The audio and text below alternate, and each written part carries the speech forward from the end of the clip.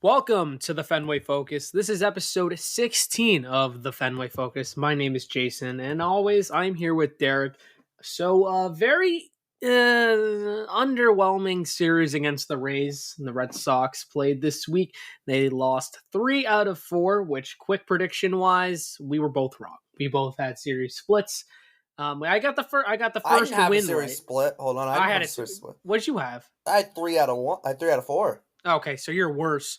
I know I predicted a series split, so I was wrong, but I'm better than Derek, obviously. So yeah, I mean it was a good series attendance wise. Me and Derek went to the first 2 series. We sat on the monster in the first game, and we sat in center field in the second game. So it was a great experience. But um, going more towards the games now, let's start with the first game where the Red Sox lost 5-3. Derek, I'll hand it over to you. What are your main thoughts, takeaways, or even just general reactions to the game? Well, I think for the first game, I think the offense kind of died a little bit. The Red Sox really had no business being in that game in some sense, with the Weiser inning where he very well could have given up a lot more than what he did. I think stretching Cutter Crawford to 6 ended up not being, trying to stretch him out and get him to go long. Ended up not being the correct decision, unfortunately. Uh, so there's that, obviously. Um, because not necessarily. Actually, no, I wouldn't say it's necessarily a wrong decision. Maybe stretching him out through 6, because he did get. But I think it was. I think he just kind of got off to a slow start. I thought there was a chance that he'd go to the bullpen early because he ended up throwing over 100 pitches, and for Cutter Crawford, at least to me, that seems like a bit of a stretch for him because I feel like he's always around the 90 mark. And I know they've been stretching him out a little bit more towards 100 recently, but even then, it's still. I don't love it for Cutter Crawford, but we'll see. Overall, I think that game, though, really, the offense obviously had a 3-run homer from Tyler O'Neill, which was amazing. But outside of that, there wasn't. We also made our Nesson debuts on that home run, Jason. Woohoo! So yay! But no, outside of outside of that 3-run home run, the Red Sox offense was really dead for the most part, and I think it's once again a story of runners in scoring position. They went 1 for 6 with runners in scoring position. Well, the one was the O'Neill home run in the first inning. So outside of that, they went 0 for 5 with runners in scoring position. It's not good enough. Continues to not be good enough, and you're not going to win games when you do that. So, I mean, overall, like, the pitching wasn't like terrible. Crawford was all right. Really kind of got bit by the first inning though. Weiser struggled, and then Chase Anderson looked good in the top of the ninth at least. At least there's that. But and then outside of that, William Abreu had a nice 2-hit game. Obviously, O'Neill with the homer. But outside of that, there wasn't a ton. They only drew 1 walk offensively. Uh, so there wasn't a ton of base runners, especially after the first inning. So Mhm. overall, just kind of rough for the Red Sox, and not how you want the first game of the series to go, especially when you're playing a 4-game series against the Rays. And because of that 4-game series, they now find themselves in 4th place in the division. Exactly at 500, should I add? Right. Would I consider that a winnable game?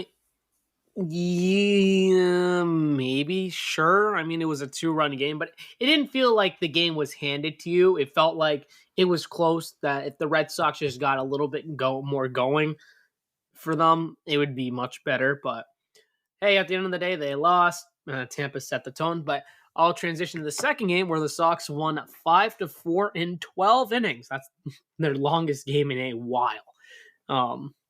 So that game was start by Nick Pivetta, went 5 2/3, 4 hits, 2 earned runs, 8 strikeouts. But the long ball for him is biting him. He gave up 2 homers in the game. I think 1 to Josh Lowe. and the other one to Randy Arozarena. Yeah, Randy Arozarena. So Rays offense okay against Nicky Smooches, I guess. The Sox were better with runners in scoring position. By all means, it's not great, but they were 2 for 6. Not many opportunities, but hey, one hit in every 3 opportunities. Better than what we've been seeing. Duran, no one in that game for the Red Sox had a multi-hit game. How about that for a stat? Crazy. But they got 5 runs out of it too. Let's see. Pivetta, Slayton came. He had the blown save, but he's had better appearances. Martin, Can we say that Jansen. should not count as a blown save also? I think that's Yes. stupid because it's in the 7th inning? I just Yeah, find it 7th stupid. inning. It was Call it in the maybe a 7th blown inning. lead, but don't call it a blown save. Stupid. Yeah. Martin comes in great. Jansen comes in great. Zach Kelly had an amazing performance. I know the ghost runner, I think, scored when he was in, but hey, that's going to happen. For the Rays side, I totally forgot about Bernardino, our Lord and Savior. Continues to have a great year. Did his job, 1 inning in the top of the 12th. Didn't get the ghost runner to score. And Romy Gonzalez walked it off for the Sox in the bottom of that inning. For the Rays, Savali went 5 innings, 5 hits, 3 earned runs, 6 strikeouts. Other than that, I mean, the Rays. Their bullpen was strong up until Mr. Rodriguez decided to step in. And the guy I saw, and I'm like, who? Who is that? The Rays only gave 1 hit in extra frames. Go figure. And they still lost. Beauty of baseball. And Rafaela had a huge throwing error that almost costed them the game, but I give a little bit of blame to Romy Gonzalez. But hey, at the end of the day, you can't blame Romy. He's not a first baseman at the end of the day. Yeah, you have to have that in mind. So Rafaela's got to make the quality throw and get him out. But at the same time, a first baseman should pick that. A decent first baseman should make that play. Tough. But kinda hey, the Sox won. Kinda. Yes, the Sox won. So, yeah. But let's go to the third game where I'll hand it over to you again. Derek, Sox lost 4-3. What are your main takeaways? Well, I mean, Jared Duran had a nice game. He had a 2-hit game. That's nice to see. But outside of that, there wasn't a ton of... Also, another game, only 1 walk for the Red Sox. That came from Rafaela. Duran, obviously, his 2-hit game was with the 2 doubles. That's nice. Obviously, Wilyer Abreu had the homer. And Devers also hit a homer. So, that's nice. Wong had an RBI. But at the end of the day, runners in scoring position, 0 for 5. That continues to be a trend. And when you only lose a game by 1, that makes a big difference. How 5 2/3 give up 3 runs, only 1 of them was earned, though. Weissert, he gave up a run, an unearned run as well. Cam Boozer looked good, 2 innings, 4 strikeouts, and no base runners. And then Chase Anderson looked good again in the 9th inning, a little bit of a mop-up. Also, I'll also add, the Red Sox gave up 4 runs. Only 1 of them was earned. So, not ideal at all. Taj Bradley looked good. I mean, it continues to look good for the Rays.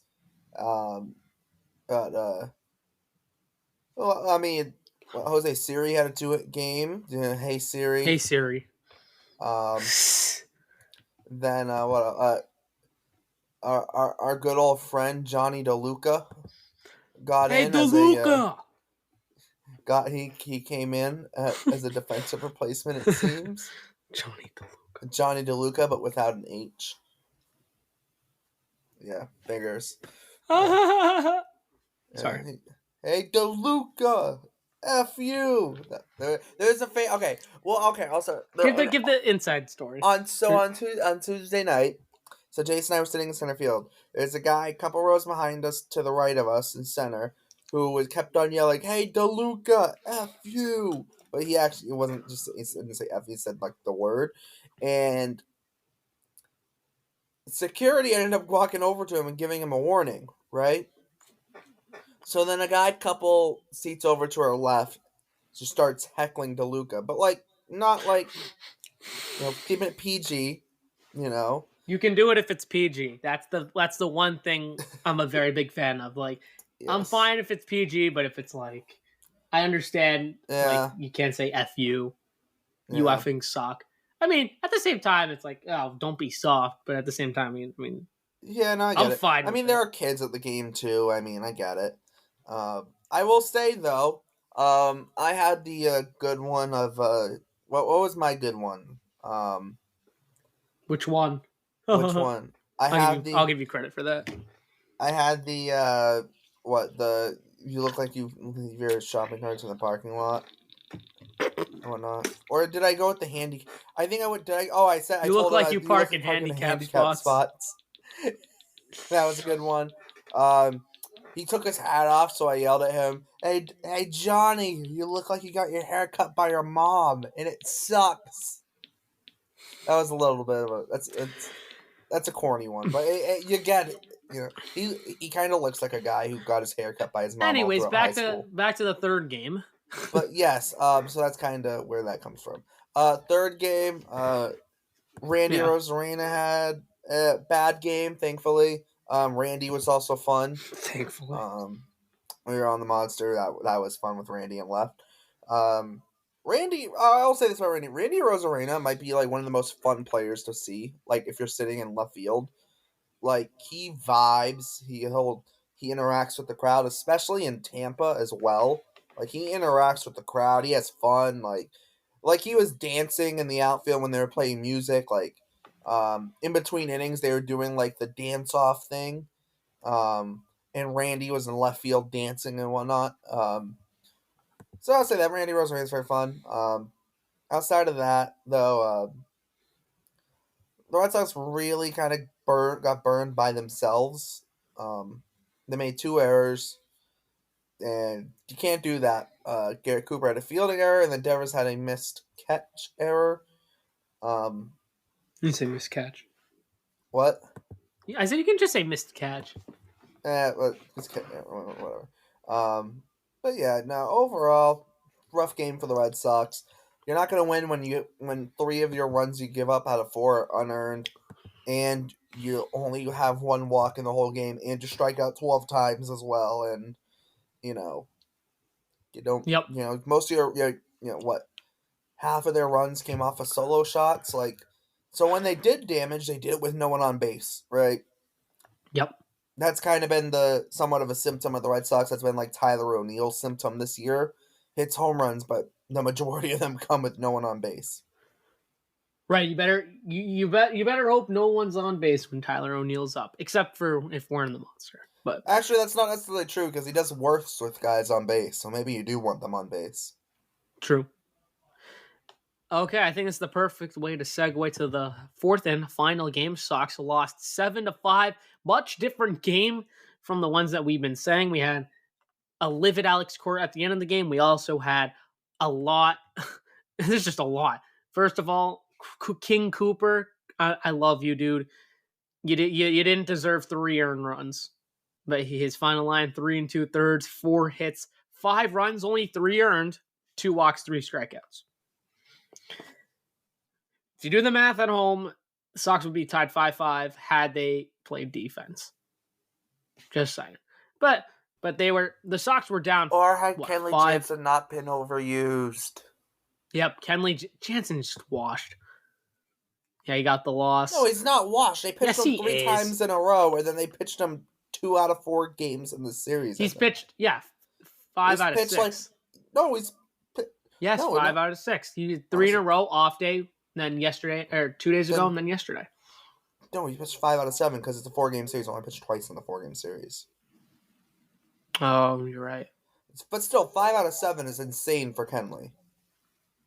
Yeah. That's still insane. Yeah, it was another.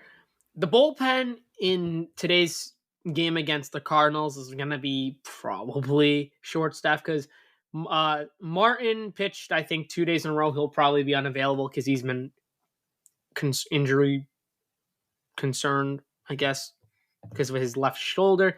I got the bullpen. Um, I got it right here. So Kenley has pitched in 5 out of 7, including 18 pitches. Martin has pitched in 4 of the last 6. Slayton has pitched in the last 2 out of 3 and 3 of the last 6. Bernardino's gone 2 of the last 3 and 3 of the last 6. Weiser should be available.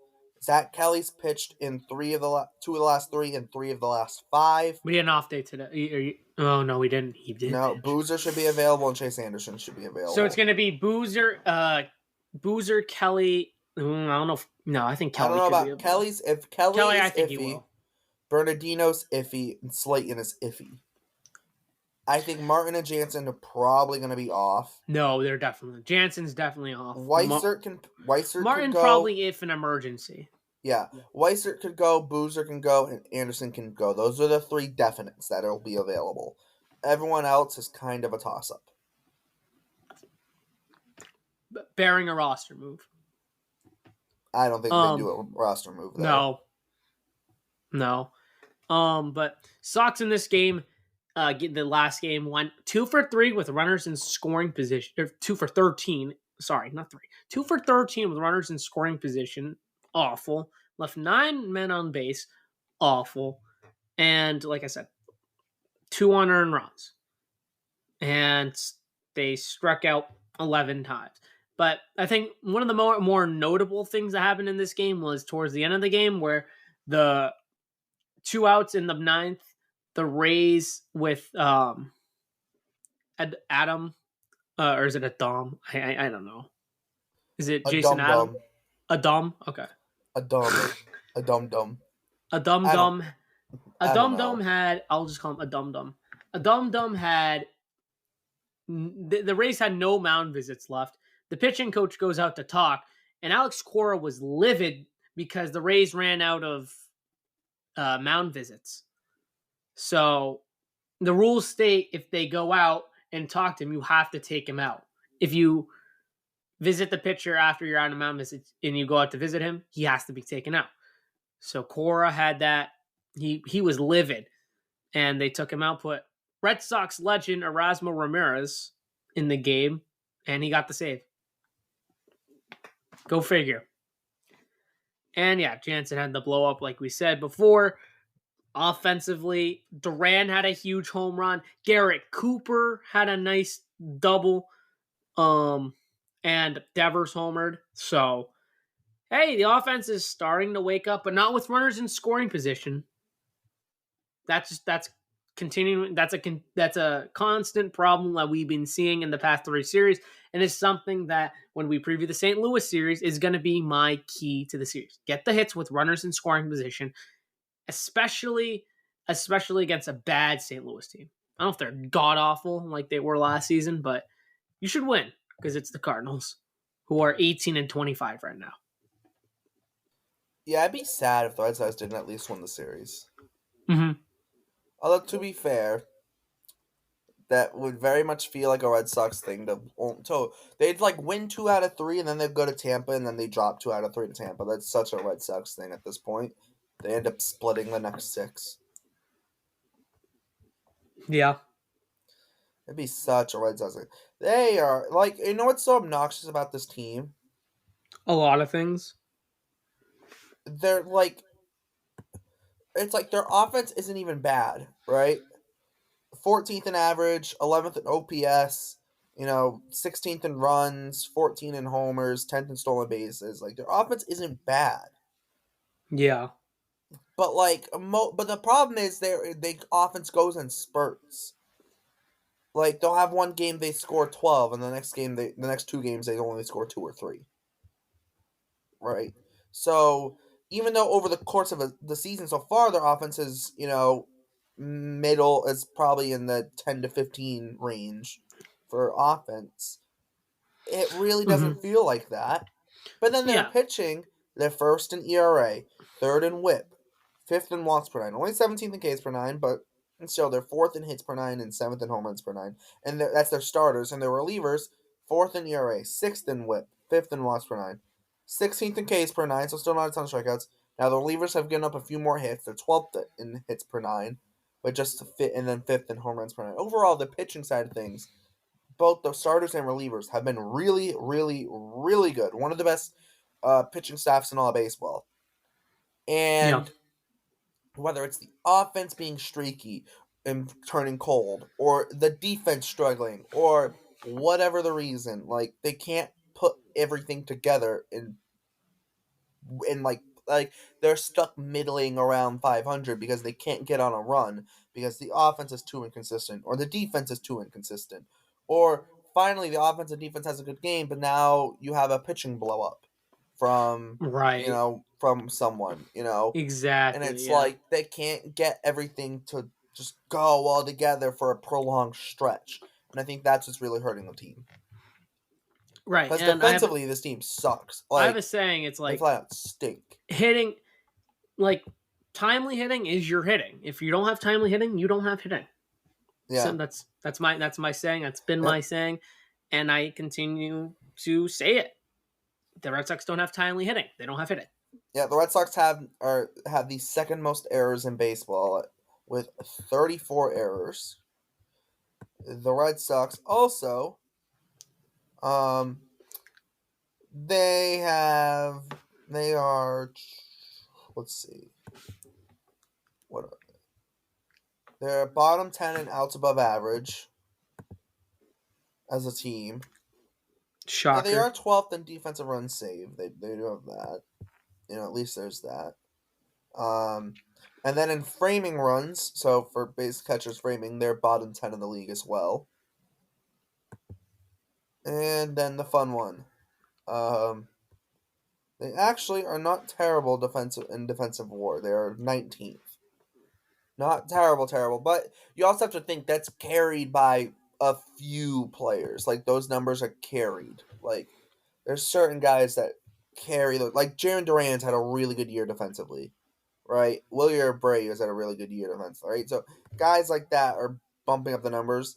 Rafael hasn't the greatest year by advanced metrics. That's also consider he's playing now majority at shortstop. He has made 5 errors at shortstop, but he doesn't have like the majority of the time. Rafael is fine. He kind of has that thing at short. He's not as good at shortstop, and he has that thing at short. Sometimes he'll make like the error here or there. Right. But overall, like there's a difference too between Rafaela and like David Hamilton, for example, right? Or Yep. Kike last year, right? So it is different. But the defensive metrics don't love Rafaela at shortstop, but that's not really concerned. He passes the eye test for the most part. So, defensive metrics, as much as we like to rely on them, they're not perfect, right? And also, too, for a guy like Rafaela, like, he's been fine at shortstop. And you see it when he plays center field. He is very good defensively. Like, we'll go back to game one. Like there was that ball hit in the right center gap that he dove for and hits off his glove, and some people might look at that. Oh well, he should have caught it, hit his glove. I looked at it and I said, how did he even get a glove on that? Like how did he even get close to that? Because we were there, Jason. He had no business even getting close to that ball. No one, no one on the team in the past five, maybe Mookie or Bradley, but no one on the team in the last 4 years makes that play. No one gets close. No one gets close to that. No, Not even like Duran. exactly. And I think that's the thing with Rafael. You have to remember, like he didn't make that play. But the fact that he was close, and everything he does in center field, has he at times made like the rookie mistake at times? Yes. Remember, he's still young, but like there are plays that he makes where like, or just even in the center field, there's a ball hitting like the near the triangle, and he's just jogging back and like doesn't and nonchalantly just catches the ball and makes it look like a can of corn, and it's like, dude, it's like it's not supposed to look that easy, basically. And I think that's the thing with him. He makes everything look easy, so it's hard to tell what's actually like a really good play with him Yeah. because he makes it just look easy. The only thing that sucks about him with him playing in Fenway is he can't rob homers. Yeah. But hey, I'll take range over robbing home runs. Well, I'd take both if I could have both. He could definitely do both. That's the thing. But they kind of Put need him in him at right field. shortstop Put him in right right now. field. I'm just kidding. They need him at shortstop right now, though. Yeah. But yeah, anyways, let's go. Let's move on to preview the Red Sox versus Cardinals series. Fun fact: the Red Sox haven't played the Cardinals at St. Louis since 2014, over a decade, almost over a decade ago. Almost, because I think it was July. I think the last starting pitcher to pitch for the Red Sox in a game at Busch Stadium. Are you ready for this? You want to guess before? Yeah. Is it John Lackey? No. Is it Clay Buchholz? Nope. There go my two guesses. Watch it be like Felix Dubron. Close. Ruby De La Rosa. I Oh my believe. god! I think so. Yeah. I'm going to double check that. Hold on. But Red Sox, them and the Cardinals haven't. They barely trade with each other other than last off season, with Tyler O'Neill, for Nick Robertson and another bag of balls. Yeah, that's pretty good. I'm just pulling this up. It was Braden Workman. Braden Workman started. It was Workman. Yep. Really? Craig Breslow came in relief. Craig Breslow came in relief. Wow. And then Burke Badenhop and Tommy Lane also pitched in that game. Take a guess what... I'll read you the Red Sox lineup. The lineup was Brock Holt in right field, Pedroia at second, Yoenis Cespedes in left field, Napoli at first, Bogarts at short, Vasquez in center, Vasquez at catcher, Bradley in center, Middlebrooks at third, and then the pitcher, Brandon Workman, hitting ninth. So Mookie wasn't on the team yet? No, Mookie didn't. I don't think Mookie played in this game. Ortiz pinch hit and Daniel Nava came in to play right field. I would assume Mookie got an off day. Well, let's find out. Let's see, because they won 2-1 the day before. Yeah, Betts. Yep, Mookie Betts casually batting eighth the day before. And Joe Kelly started with Tazawa and Uehara out of the bullpen. Cespedes was in left field. Middlebrooks. Yeah, Tazawa. Koji. Ruby De La Rosa pitched the first game of He pitched the first game. Okay, I knew he pitched in the series. Oh my goodness. Yeah. Ortiz played first base in the first game. Oh my god. Great one. John, I need to see the St. Louis lineups. Carpenter, Wong, Colton Wong, Matt Holliday. Oh my. AJ Krasinski. Trevor Rosenthal. Lance Lynn. Oh my gosh. Lance Lynn pitched in the series. That's awesome. He's not pitching in the Red Sox series, which I'll preview right now. First game, it's Brian Bale versus Kyle Gibson. Second game, it's Cutter Crawford versus Miles Michaelis. Then the third game, I don't know. On the MLB.com, it says TBD for St. Louis versus Nick. Probably Matthew Liberatore. Liberatore. Yeah. So the starters for St. Louis in that series, you ready for this? Lance Lynn, Shelby Miller, and Adam Wainwright. Jesus. Two of the three are still pitching, and the third just retired last year. That's insane. We've come a long way. Yep. Whereas the Red Sox had Brandon Workman starting. Fun fact: the game on Sundays on Roku.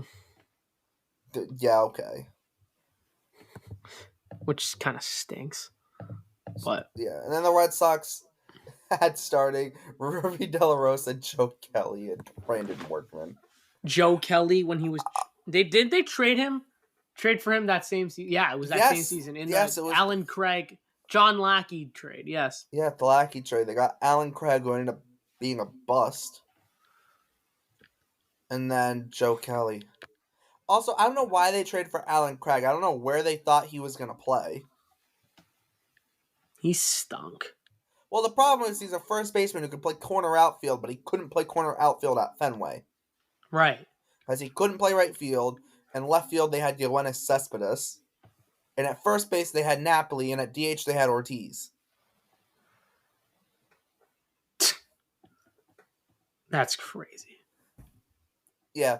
The Red Sox in 2014 were partially very smart and partially really stupid. Mm-hmm. Yeah. I mean, Cherington was still... Oh my God. Ben Cherington was the general manager last time the Red Sox played the Cardinals in St. Louis.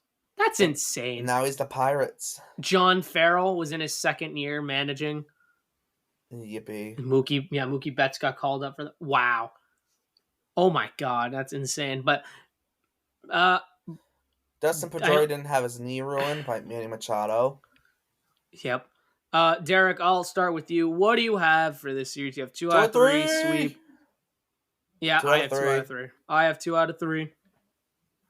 I know I said I wouldn't ride the train. They'll find a way to lose one. No. The Cardinals are under 500. They're taking 2 out of 3. Yeah, that's what I'm saying. The Red Sox will find a way to lose one.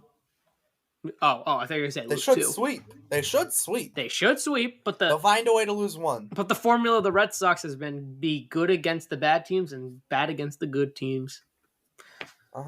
Also, what? too.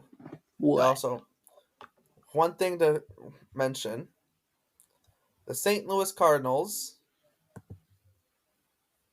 So they have starting Kyle Gibson, Miles Mikolas, and probably Matthew Liberatore. Guess who the Red Sox just missed out on facing in this series by 1 game? Lance Lynn. Yup. Lance Lynn, who's back with the Cardinals. I don't know why. I don't know what this Because they needed starting pitching depth. 4.17 ERA for Lance. Mikolas has a 6.19 ERA. Jeez Louise. Yeah, I don't know. This the Cardinals bullpen has been good though. Helsley has a 1.35 ERA. Jojo Romero has a 1.27 ERA. Gallegos. Kitteridge has a 2.70 ERA. Ryan Fernandez, shout out Ryan Fernandez, old friend, 2.55 ERA. Nick Robertson, old friend, 3.86 ERA. Only in 9 innings though. So I mean the bullpen's been pretty solid for the most part. And obviously they no Giovanni Gallegos. He's on the injured list. No Keegan Middleton.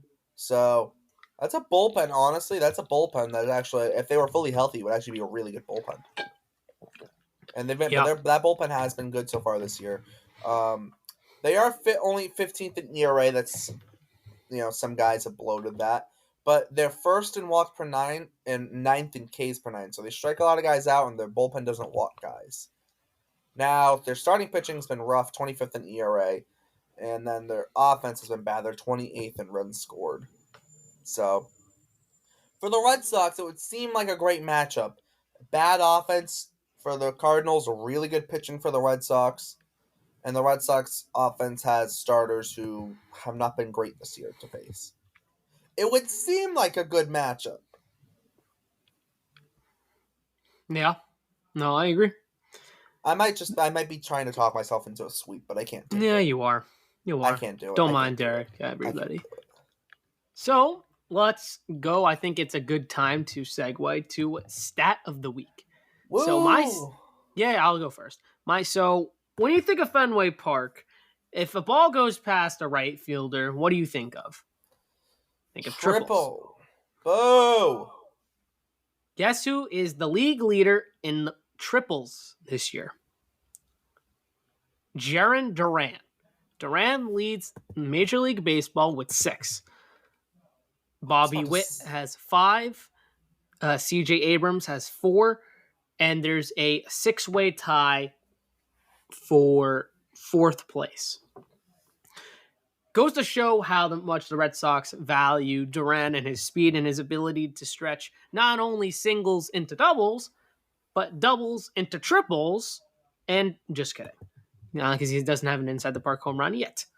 But he did this in 44 games. I think he's played in every game this season, which is pretty good. He only has 2 home runs this year, but he's kind of making it up for it with his triples. But goes to show, like I said, how much speed changes the game. He has 9 stolen bases. He's taking a step back with stolen bases. He's walking more too. But I think one of his highlights of his offense is his ability to hit triples. So that's my stat of the week. Derek, what is your stat of the week? Well, I'm scared. I will quickly on the Duran topic. His walk rate has jumped from 6.6% to 8%. Yum. Yay! I would like for it to be a little bit higher because I feel like we got on base more, could steal more bases, but the strikeout rate's dropped from 25 to 22%, so that's nice to see. Mine has to do with speed as well, but not that kind of speed. More like stolen base speed. Because Ellie De La Cruz stole 4 bases in one game, which was a career high for him. So he now has 30 stolen bases for the Reds, and he has done that in 44 games this year. And I've checked, the Reds have played 44 games, so he has appeared in every game as well. Ellie De La Cruz, guess what he is on pace for stolen bases? 100. Higher. 120. All right, lower. 105. Higher. 110. Exactly. Ellie De La Cruz is on pace to steal 110 bases this season. 110. You know what's insane about that? 110. The fact that it's 110 stolen bases. Well, what's insane about it is last year, everyone was losing their minds over the fact that, Acuna stole 70 bases. Oh my god, he stole 70. Can you tell me the last time 100 bases has been achieved? Nope. I couldn't tell you. Well, the last time that a guy has stolen 100 bases, you have to go all the way back to 1987 when Vince Coleman Yay, Orioles. stole 109 bases. That marked a stretch where so for Vince Coleman, he stole 109 bases way back in 1987. That marked a stretch where he led the league in stolen bases for 3 straight years to start his career with 110, 107, and 109 stolen bases. All of what them team did he with play for? the Cardinals. Cardinals, Well, okay. I think he played with the Cardinals at the beginning of his career. He ended up going to the Mets and then the Royals, Seattle. He played 6 games for Detroit in 1997, but mostly known for his time with those Cardinals teams. But I bring that up. It has been a very, very long time since someone has stolen 100 bases. 37 years to be exact. Which is interesting because Ellie De La Cruz, like I said, he is on pace to steal 110. Will he do it? I don't know. But if Ellie De La Cruz steals over 100 bases and he continues doing what he's been doing over the course of this year, being a good offensive player, hasn't been great, but he's been good, right? He's been very good. Does Ellie De La Cruz deserve to win the MVP should he steal over 100 bases? Yes. It's hard to do. Speed is revolutionary in the game of baseball now. That is true. He is also on pace to hit 33 home runs. There you go. So 31-10 season. Yeah. Heck, maybe gets the home runs up. Maybe he's on pace for a 40-100 season. That's MVP worthy in my books. I mean, Acuna got it for going 40-70 last year, and I would argue 31-10 or 30-100 is more impressive, especially I agree. now. Oh, I agree. I could even argue. You could even argue 2100, 110. Now it goes against certain things like, I don't know, Shohei Ohtani being like the best hitter in baseball by far, and Mookie Betts being Mookie Betts. Yeah, right now, I'd give the MVP to Ellie. Ohtani also has 11 stolen bases, and he hasn't been caught stealing. So Ohtani's on pace to steal just over 40 bases, or just around 40 bases this year. He's also on pace to hit like 45 home runs. So there was also that, but no, I think Ellie De La Cruz might be deserving it. So yeah, there is my stat of the week. Ellie De La Cruz on pace to steal 110 bases. All right, news and notes time. Do you have any? I do. All It's right. a little bit kind of statty, but it's in with good with well, I don't know about good intention. But it's an old friend, a very old friend. We know and love him very much. All time great, King of Worcester, or Mayor of Worcester, Franchi Cordero.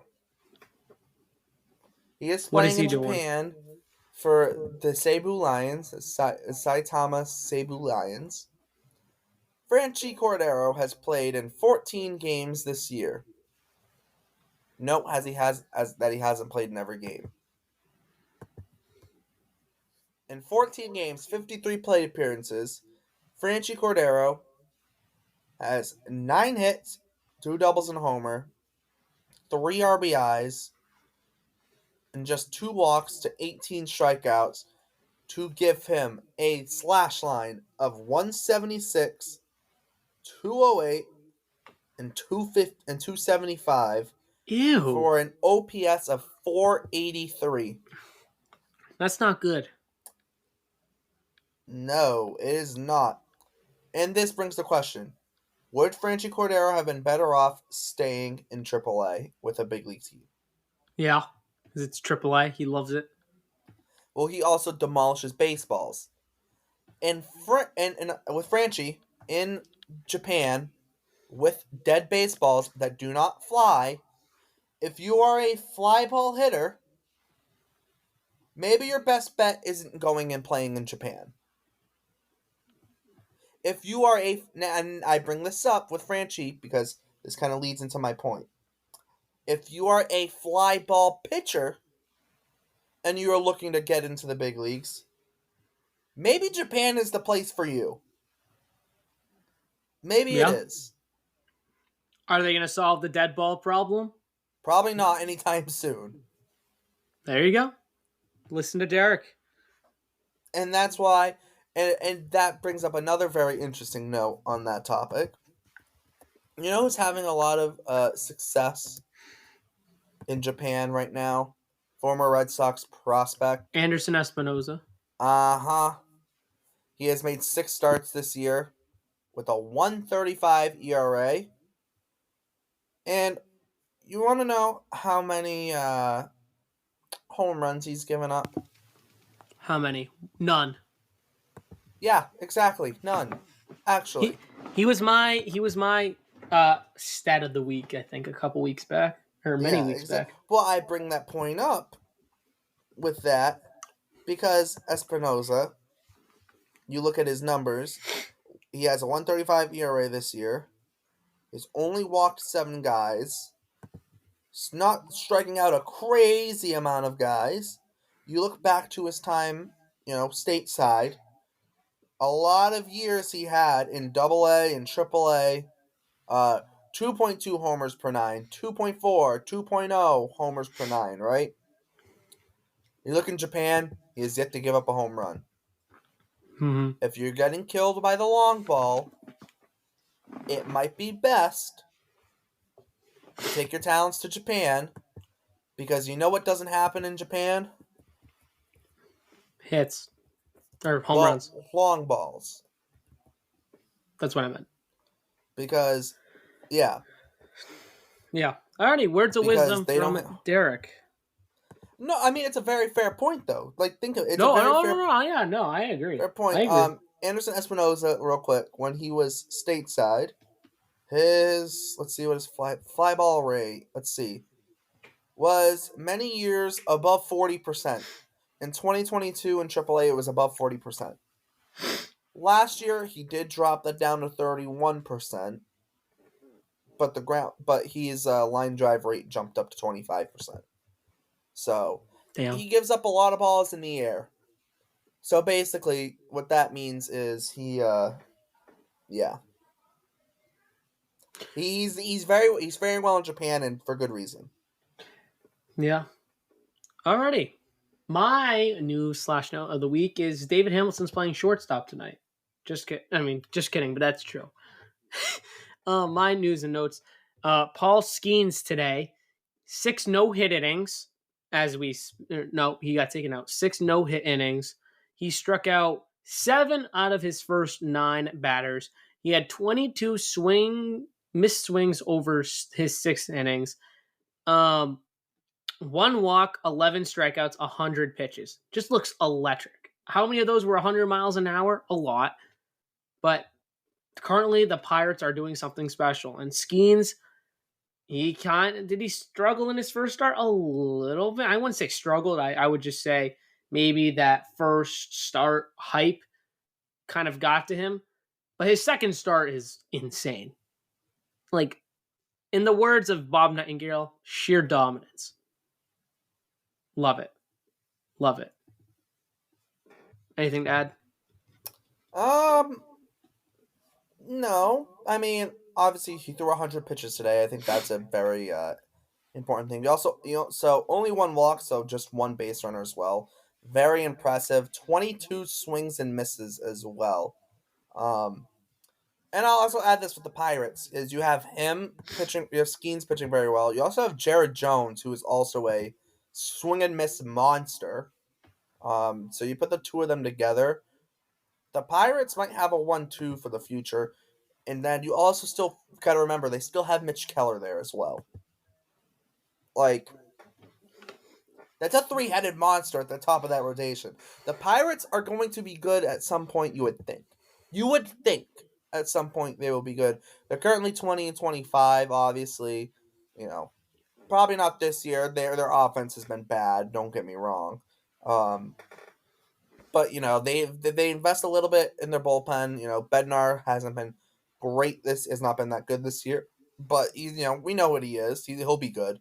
And you kind of build up that bullpen a little bit. Maybe add a couple bats to that lineup, or you get some breakouts from guys like a Nick Gonzalez or Brian Reynolds. Is Brian Reynolds obviously O'Neal Cruz? Maybe he gets a breakout, like a real breakout. You never know what can happen. And then you have Henry Davis. We know what he is. Andy Rodriguez, top prospect. He's injured. Key Brian Hayes is currently injured. Like, that's a team that, there's a lot. Obviously, I know Henry Davis got sent down to AAA, but still, yeah. And, there's a lot of talent there. And I think that's important. And then also, too, you start looking at their prospects and whatnot.